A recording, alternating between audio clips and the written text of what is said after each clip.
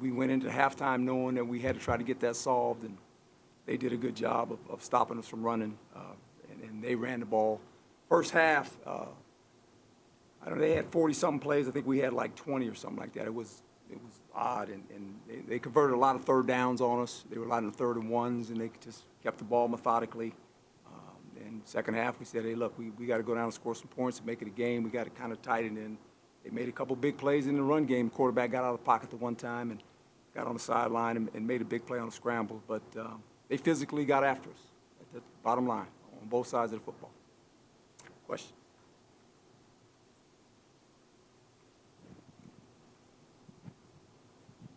Coach, I know you talked obviously about the size of their offensive line all week, and I know when Omar went down, obviously got a little bit tougher, but it seemed like you were able to keep the defensive line fresh, but tough just making adjustments, like you said, against that offensive line? No, I mean, it's about gap responsibility. And when you don't play in your gap, there's some seams. The runner did a nice job at times, cutting it all the way back, winding it back, and then it puts it on the safety in the box. But they did a good job. The runner did a good job, and their offensive line did a good job. Greg Moore, Arizona Republic. Tough loss, obviously. Coach, you guys were terrible on third down. Yes. And penalties in key spots. Mm-hmm. And you got gouged in the run game, which is Yes. base football. So where do we have confidence that you guys can turn this thing around? Well, we got to fix it. We got to fix it with the players we have.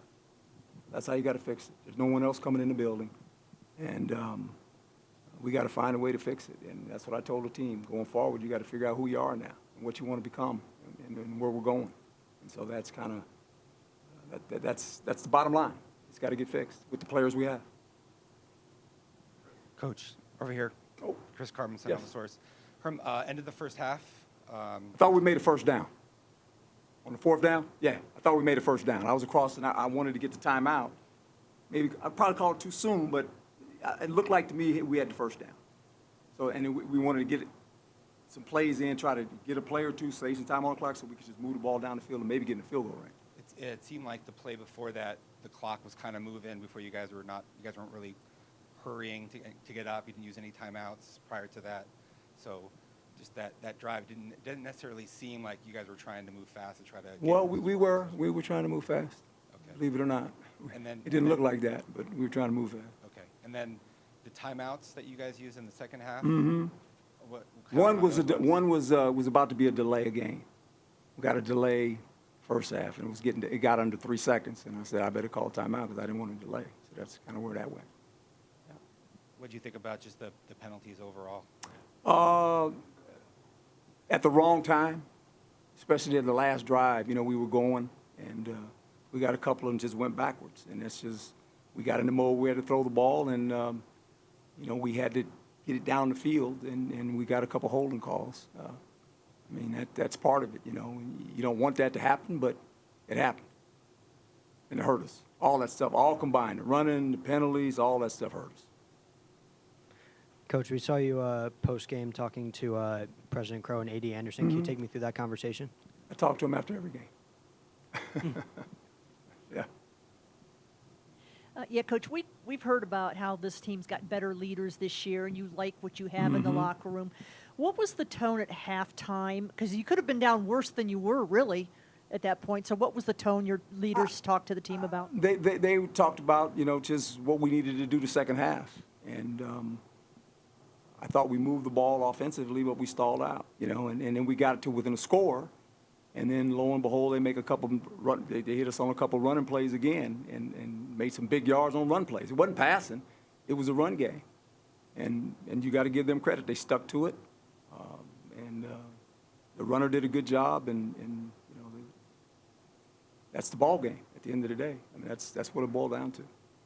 Coach, just talk about some of the missed opportunities you guys had in the passing game, specifically in the second half.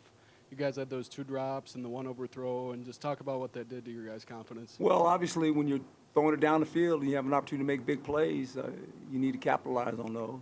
And you got to catch them. You got to catch those balls. It's a different score if you catch the balls. And they were hard catches, but, when you're in a game like this, you got to make those catches. No doubt. Herm, sometimes coaches during the week before the game get some sort of feeling that maybe the team's not ready? Anything No, like that I happen? didn't. We're ready. I kept telling this team that you better be ready for these guys because they're a physical, tough football team. And I said they've lost in the fourth quarter when they've had some leads. I said so, be prepared all week. That's all I kept preaching. Be prepared. And then in the first half, it showed up, and they tried to come back a little bit, but we couldn't slow them down. We couldn't stop them from running. Bottom line, they ran the ball on us. And if you don't stop them from running, you're going to run into problems. And that's why they converted so many third downs. A lot of third and ones that they converted.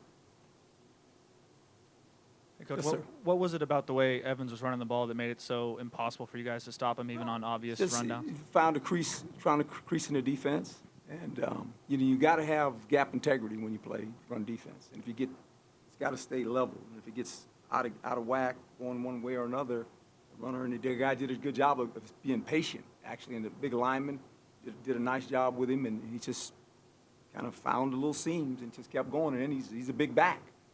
He didn't go down easy. He had to hit him low. He bounced off some tackles. He did a good job running football. And going back to what you just said about you thought the guys were ready this week, Emery mentioned to us a moment ago that he kind of felt like the attention to detail wasn't there in practice this week. So is that just something that went undetected with yeah, you guys? there was some things, yeah, and but here again, you clean those up during the course of the week.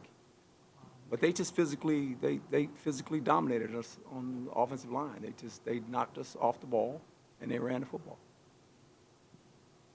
Herm, there's a lot of parity in college football now, but in your fifth year, to lose a game like this, a lot of fans expressing their dissatisfaction. Sure. And so, what's your message to them? We're all disappointed. I'm probably more disappointed than anybody because I talked about it all week. I did as much as I could do in my power to reach the team and say, man, you don't fall into this trap. And we did. And I'm not taking anything away from Eastern Michigan. They did a great job. They deserved to win the game. They knocked us off the ball, and they ran the football on us. Well, I don't know if it's coaching. I just think it's everything. It's all of it. It's everything. It's coaches, players, we all, when we lose, everybody loses. And we got to do a better job. Coach, to piggyback off that too, I know you said the offense that they have to make the catches, but it seems a few completions good, some running plays good, but once a missed play, did you feel the offense kind of getting down a little bit? Just to not keep drives wasn't going? consistent. We weren't consistent. You got to be consistent on offense. We go in spurts. I think the first half we only had like three possessions. They had 4 possessions, I believe it was, and I might have scored on all of them except one. So you can't do that. And I don't care because you give them more energy and more life, and that's what they did. They capitalized on it. Those kids played hard, and they played better than us. They deserve to win. Bottom line, that's it. That's football. You got to give them credit. They did a good job. Obviously, tough loss, Coach, but now rallying the troops to open Pac-12 play with the 3 teams you start with, that's how do you kind of rally them together? Well, I think we got to get over this one. We got to look at the tape, and that's ways down the road. So we'll worry about that when we got to face it. But right now, we got to get their heads up, and they got to go to work, come in tomorrow, and we'll start back at it. But it's a tough loss for everybody involved, fans, players, everybody. Not good. Period. Last one, you got one more right there? Nope. Coach, right Oh, here. what was that? With their backup quarterback, Austin Smith, coming into the game in the second quarter, what adjustments did you all have to make to him on the fly, especially with his ability to run the ball? Well, you made the point. He can run. He's a good runner. And he made a couple plays. One on a draw, 3rd and long. He draw and ran right up the middle on us. And then when they RPO'd it, sometimes he kept it, sometimes he didn't. But he's a good runner. He had speed, too. He got on the edge a couple times and hurt us from running. You got to give him credit. The kid came in and did a really good job for him. Didn't turn the ball over. Did a good job of running the offense. And they were going to run the football until we stopped them. We didn't stop them. Thanks, gang. Thank you, folks.